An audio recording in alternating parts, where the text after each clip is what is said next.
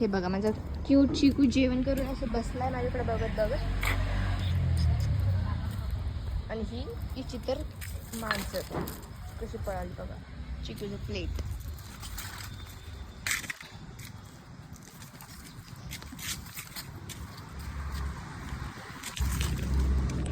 अब तो कहीं नहीं भाग सकती पिल्लू. तर यांची मस्ती झाली आणि मी निघाले होते मिक्सर नीट करायला.